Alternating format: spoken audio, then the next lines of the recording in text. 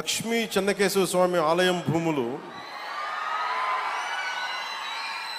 మంచి గొడవ ఉందా? దేవాదాయ శాఖ మంత్రి గారు ఉన్నారు ఇక్కడే, వారి దృష్టిలో కూడా పెడుతున్నాను.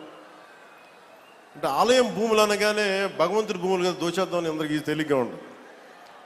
తరతరాలు లేచిపోతాయి, జాగ్రత్త. అంటే భూములు మిగిలితే మీరుండరు, తర్వాత రాజుల సొమ్ము రాళ్లపాలెం దోచుకు. భూమి శాశ్వతం, మన శాశ్వతం కదా. అందుకని దయచేసి దేవాదాయ శాఖ భూముల జోలికి వెళ్ళకండి. అలాగే వైసీపీ హయాంలో ఈ భూదోపిడీ హద్దులు దాటేసింది. భూమి కనిపిస్తే దేవాలయ భూములు కానీ, అటవీ భూములు కానీ, ఖాళీ భూములు కానీ, ఎక్కడ ఖాళీ భూమి కనపడితే అక్కడ గత ప్రభుత్వ పాలకులు గద్దల్లా వాలిపోయి ఆక్రమించారు. దేవుడి భూములను కూడా అక్రమంగా రిజిస్టర్ చేయించుకున్నారు. ఈ వ్యవహారం మీద ప్రభుత్వం దృష్టి సారించింది. ఆక్రమణకు గురైన దేవాలయాల భూములు తిరిగి వెనక్కి తీసుకునే ప్రక్రియని ఇప్పటికే ప్రారంభించాం. దేవాలయ భూములకు రక్షణ కల్పించే బాధ్యతను కూడా కూటమి ప్రభుత్వం తీసుకుంది.